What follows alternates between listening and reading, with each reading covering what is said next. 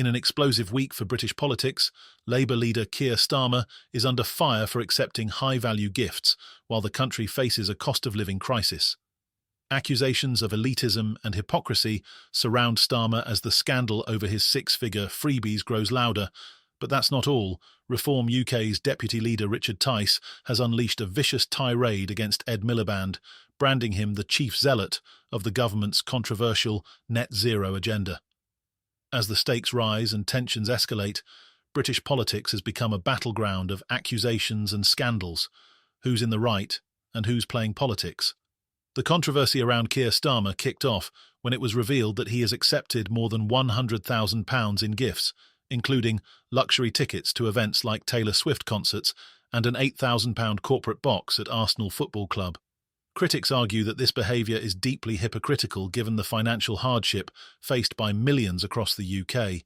Starmer, however, defended his actions in an interview with ITV News, claiming that his decision to use a corporate box is related to security issues. "If I said I'm going in the stands, and you, the taxpayer, are going to have to pick up the tab for security, I think voters would think I'm pretty self-centred," he said. But this explanation hasn't silenced critics. The debate has taken centre stage on GB News, with commentator Rebecca Reid defending Starmer by insisting that he has done nothing illegal and nothing wrong. According to Reid, the Labour leader has acted fully within the law and followed all ethical guidelines. Reid even pointed out that many in the media are applying a double standard, recalling how former Prime Minister Boris Johnson was criticised for failing to declare renovations to his flat, whereas Starmer has made all of his gifts public. Host Nana Akua wasn't convinced, though. She argued that Starmer, a wealthy man, doesn't need to accept these kinds of donations, especially when so many are struggling financially. "It's not a good look," Akua declared, suggesting that Starmer's actions send the wrong message to the public. She described it as another example of political privilege and called for greater accountability among public officials.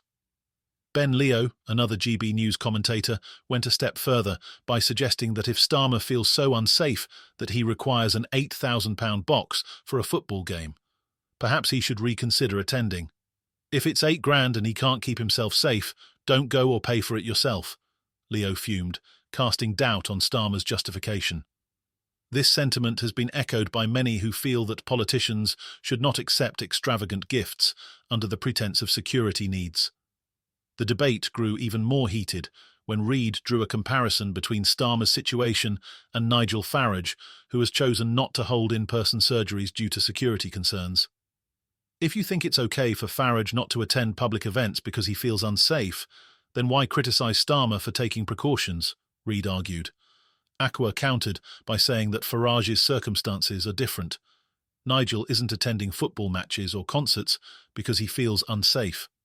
Starmer should apply the same logic, Akua insisted, suggesting that Starmer's attendance at such events, especially in the lap of luxury, sends the wrong message during times of hardship.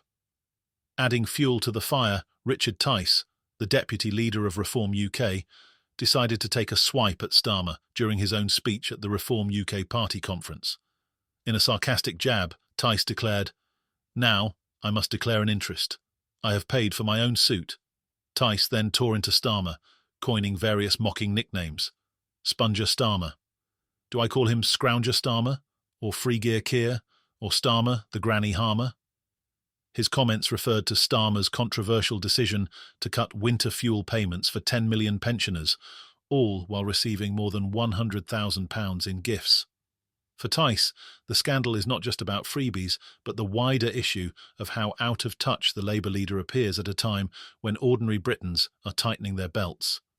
Meanwhile, Richard Tice wasn't only concerned with Starmer, he saved his fiercest words for Ed Miliband, Environment Secretary, and one of the driving forces behind the government's net zero agenda. Speaking passionately to Reform UK delegates, Tice branded Miliband the chief zealot of net zero. "He's obsessed. Absolutely obsessed," Tice raged, revealing how a recent clash with Miliband in the Commons had left his blood boiling. Tice, the MP for Boston and Skegness, pulled no punches as he slammed Miliband's environmental policies. According to Tice, Miliband's plan to cover large swathes of the UK's farmland with solar panels is not only disastrous for the economy, but also a threat to Britain's way of life. He wants to cover all our farmland, my constituency's fertile land, with solar panels. He doesn't care about blighting the countryside with hundreds of 50-metre pylons, including across my constituency. In Tice's view, Miliband's policies are economically reckless, and his commitment to net zero makes him the most dangerous man in Britain. Reform UK has made its opposition to net zero a central tenet of its platform, and Tice assured the conference delegates that the first thing we'll do when we win the general election is scrap net zero. His fiery speech resonated with the crowd, especially after Ashfield MP Lee Anderson recently described the policy as a load of rubbish. The Labour Party, however, remains firm in its commitment to ending the UK's reliance on fossil fuels.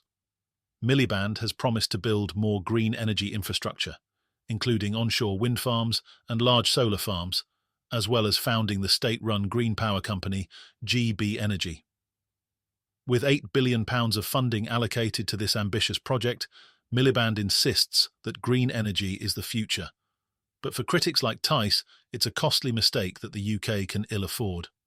As we navigate the swirling controversies surrounding Keir Starmer, Ed Miliband, and their respective roles in British politics, it's clear that these issues are as much about public perception as they are about policy.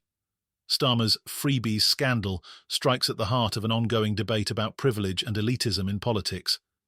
His insistence that he's done nothing wrong is unlikely to quiet critics, particularly as the country faces a cost of living crisis that hits pensioners the hardest. Richard Tice's barbed comments about Starmer's gifts and winter fuel payment cuts further fan the flames of discontent. At the same time, Tice's savage attack on Miliband underscores the growing divide between those who support the green energy revolution and those who view it as a dangerous gamble with Britain's economic future. While Labour pushes ahead with its net zero policies, Reform UK is betting that the public is ready to turn its back on costly environmental initiatives. Tice's promise to scrap net zero if Reform UK wins the next general election will likely be a major talking point in the months ahead. What do you think? Is Keir Starmer's acceptance of lavish gifts just part of being a political leader, or does it reveal a deeper issue of privilege in government? And is Richard Tice right to call out Ed Miliband as the chief zealot of net zero, or is green energy the way forward for the UK? Let us know your thoughts in the comments below. What are your thoughts on this? Thank you for joining us today. Stay informed and engaged with the latest developments in UK politics. Don't forget to like, share, and subscribe for more insightful content. See you next time.